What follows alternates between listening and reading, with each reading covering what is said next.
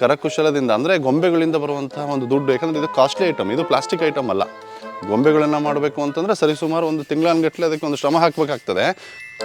ಕಿನ್ನಾಳ ಕಲೆ ಬೇರೆ ಕಲೆಗಿಂತ ಯಾಕೆ ಇಷ್ಟೊಂದು ಪ್ರಸಿದ್ಧಿ ಹೊಂದಿತು ಅಂತಂದರೆ, ಸ್ಕಲ್ಪ್ಚರಲ್ಲಿ ನಿಮಗೆ 2 ಥರ ಸ್ಕಲ್ಪ್ಚರ್ ಸಿಗುತ್ತೆ. ನಮ್ಮ ಕಿನ್ನಾಳ ಯಾಕೆ ಅಷ್ಟೊಂದು ಪ್ರಸಿದ್ಧಿ ಹೊಂದೋಕ್ಕೆ ಕಾರಣ ಅಂತಂದರೆ ಇಲ್ಲಿ 2 ಇದೆ. ರೆಸ್ಪೆಕ್ಟ್ ಅನ್ನೋದು ತುಂಬ ಕಡಿಮೆ ಐತಿ. ಇವಾಗಿರೋ ಕಲಾವಿದರಿಗೆ ರೆಸ್ಪೆಕ್ಟು ಮುಂಚೆ ಇರಲಿಲ್ಲ. ಹಾಗಾಗಿ ನಾನು ಸ್ವಲ್ಪ ಸಿನಿಮಾ ಫೀಲ್ಡ್ಗೆಲ್ಲ ಹೋದೆ, ರಿಯಾಲಿಟಿ ಶೋಗಳಿದು, ಅಲ್ಲಿ ಅಸಿಸ್ಟೆಂಟ್ ಆರ್ಟ್ ಡೈರೆಕ್ಟ್ರಾಗಿ ಕೆಲಸಗಳು ಮಾಡಿದೆ.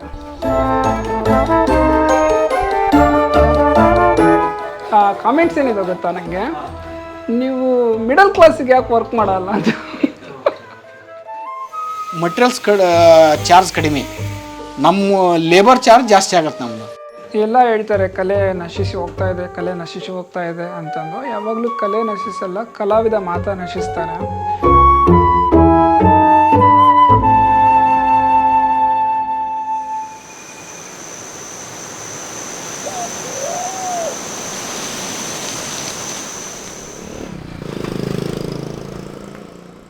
Kinnal, small village in the Koppal district of Karnataka, is home to an ancient wooden craft that once adorned royal temples and palaces. Today, the people of Kinnal keep their identity alive through the art they create.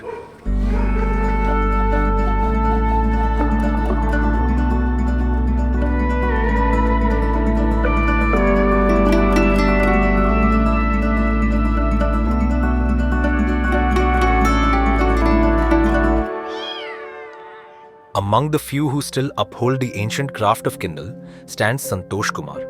He's not just preserving an old art, he's refining it.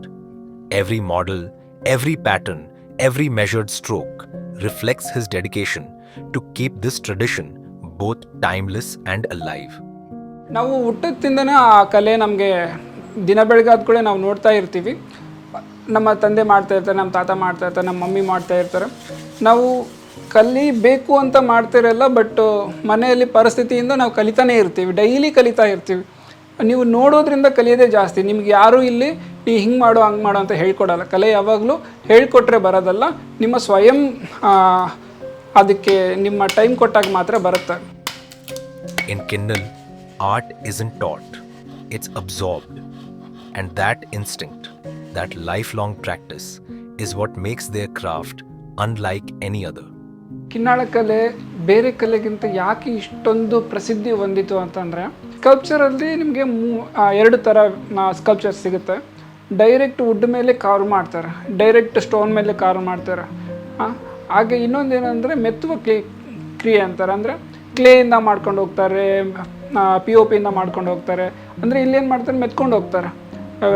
ಆಮೇಲೆ ಸಿಮೆಂಟಿಂದ ಮಾಡೋದು, ಇದೆಲ್ಲ ಮೆತ್ತುವ ಕಲೆ. ಇನ್ನೊಂದು ಕೆತ್ತುವ ಕಲೆ ಅಂತ 2 ವಿಧ ಇದೆ sculpture ಮಾಡೋದ್ರೆ. ನಮ್ಮ ಕಿನ್ನಾಳ ಯಾಕೆ ಅಷ್ಟೊಂದು ಪ್ರಸಿದ್ಧಿ ಹೊಂದೋ ಕಾರಣ ಅಂತಂದರೆ ಇಲ್ಲಿ 2 ಇದೆ.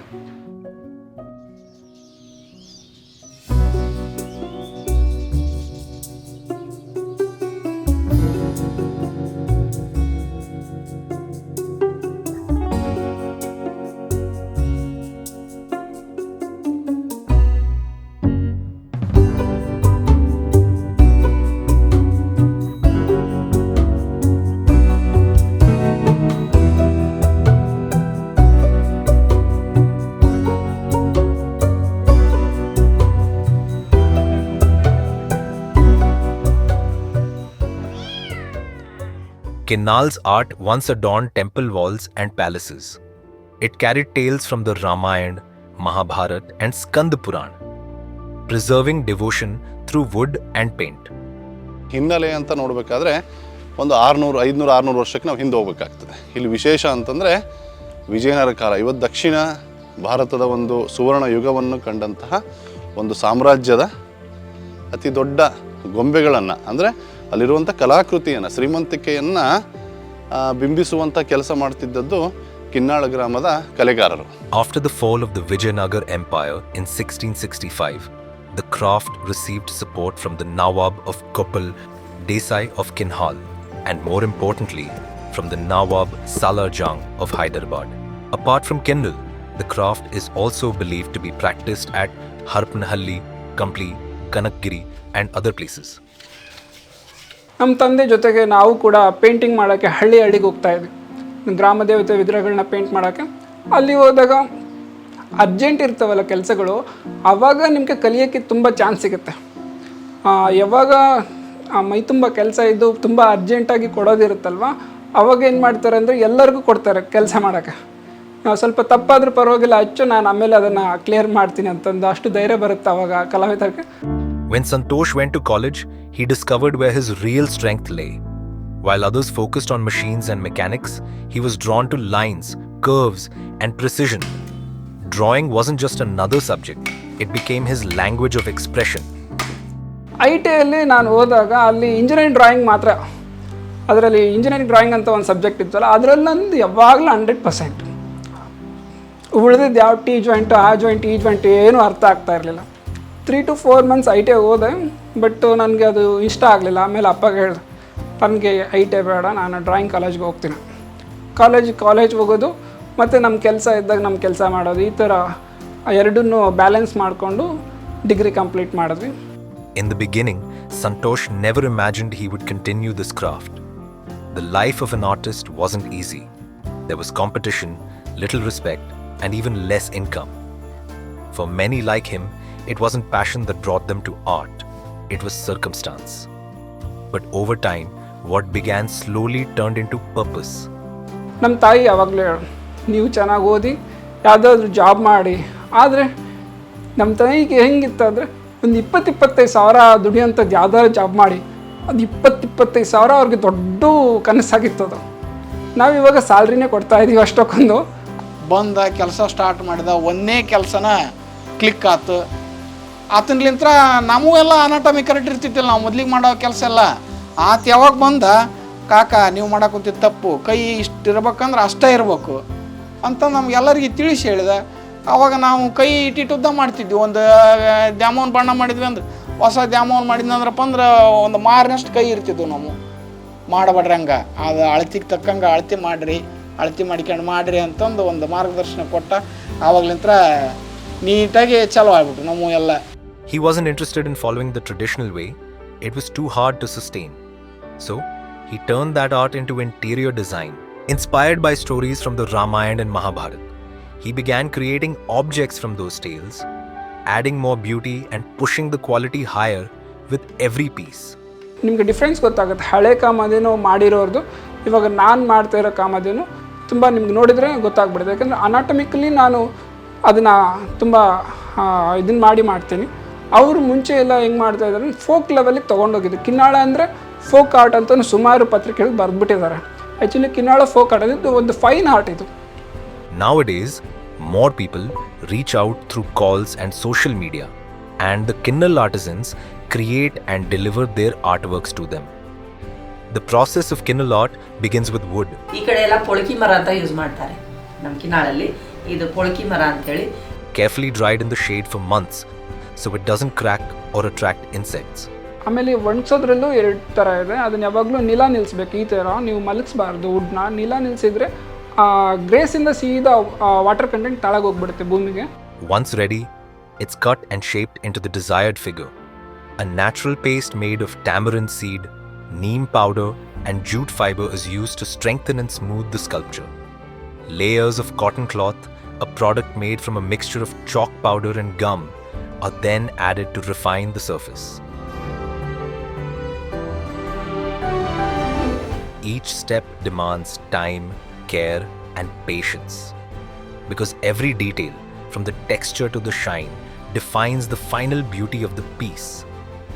Finally, once the surface is polished and primed, color brings life to the form. ಮತ್ತು ಈ ವೈಟ್ ಕುಸುಮ ಹೈಲೈಟ್ ಎಲ್ಲ ಹಾಕಿ ಆಮೇಲೆ ಆಯಿಲ್ ಹಚ್ಬಿಡೋದು. ಅಂದ್ರೆ ಆಯಿಲ್ ಹಚ್ಚೋದು ಉದ್ದೇಶ ಅಂದ್ರಪ್ಪ ಅಂದ್ರೆ ನೀರು ಬಿದ್ದರೂ ಹಾಳಾಗಬಾರ್ದು ಅನ್ನೋ ಒಂದು.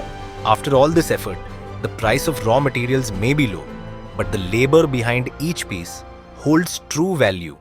ಮಟೀರಿಯಲ್ಸ್ ಚಾರ್ಜ್ ಕಡಿಮೆ, ನಮ್ಮ ಲೇಬರ್ ಚಾರ್ಜ್ ಜಾಸ್ತಿ ಆಗುತ್ತೆ ನಮ್ಮದು. ಯಾಕಂದರೆ ಅದು ಟೈಮಿಂಗ್ ತುಂಬ ತೊಗೊಳೋದ್ರಿಂದ ಲೇಬರ್ ಕಾಸ್ಟ್ ಜಾಸ್ತಿ ಆಗುತ್ತೆ. ಆಮೇಲೆ 2 ಟೈಪ್ಸು ವರ್ಕ್ಸ್ ಅಂದರೆ ಆಲ್ಮೋಸ್ಟ್ 3 ಟೈಪ್ಸ್ ವರ್ಕ್ಸ್ ಅಂದ್ಕೊಳ್ಳಿ.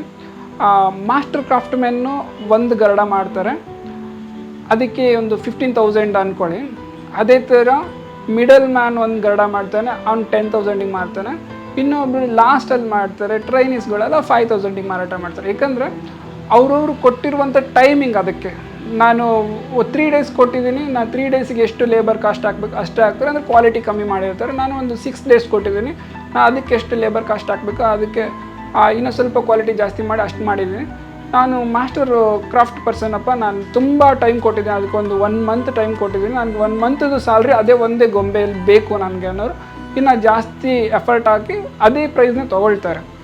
Santhosh Kumar stands as a bridge between history and modernity, keeping the art of Kinnal alive while reshaping it to inspire generations ahead. ನಿಂಗೆ ಒಳ್ಳೆ ಮಗ ಇದು ನಮ್ಮ, ನೀವೆಲ್ಲ ಇವಾಗ ಸಖತ್ತಾಗಿ ಇದ್ದೀರಾ ಅಂತಂದು ಹೇಳ್ತಾರಲ್ವ, ಅವ್ರು ತುಂಬ ಖುಷಿ ಪಡ್ತಾರೆ. ಆ ಖುಷಿ ನೋಡಿ ನಮಗೆ ಖುಷಿ ಅನಿಸುತ್ತೆ. ಪರ್ಸ್ನಲಿ ನನಗೇನು ಅನಿಸಲ್ಲ. ನಮ್ಮ ತಂದೆ ನಮ್ಮ ತಾಯಿ ನಾವು ಚಿಕ್ಕ ವಯಸ್ಸಲ್ಲಿ ಅವ್ರಿಗೆಲ್ಲ ಆಗ್ತಾ ಇದ್ದಂಥದ್ದು ನೋಡ್ತಿದ್ವಲ್ಲ, ಆವಾಗ ಅವ್ರು ಎಷ್ಟು ಬೇಜಾರಲ್ಲಿರ್ತೀವಿ, ಇವಾಗ ಎಷ್ಟು ಖುಷಿ ಇರ್ತಾರಲ್ವ, ಅದನ್ನ ನೋಡಿದ್ರೆ ನಮ್ಗೆ ತುಂಬ ಖುಷಿ ಅನಿಸುತ್ತೆ. ನಾವೇನೋ ಮಾಡಿದ್ದೀವಿ ನಮ್ಮ ತಂದೆ ತಾಯಿಗಂತ ಆ ಒಂದು ಸ್ಯಾಟಿಸ್ಫ್ಯಾಕ್ಷನ್ ನಮಗಿದೆ. As long as artists like Santhosh keep creating, the spirit of Kinnal will continue to echo through time. It means the world to us that you're here. At Stories That Matter, we travel across India to bring you voices that often go unheard and lives that deserve the spotlight. All we ask is this: stick around as we explore our dreams and keep believing in stories that matter. Thank you for watching. We'll see you in the next episode.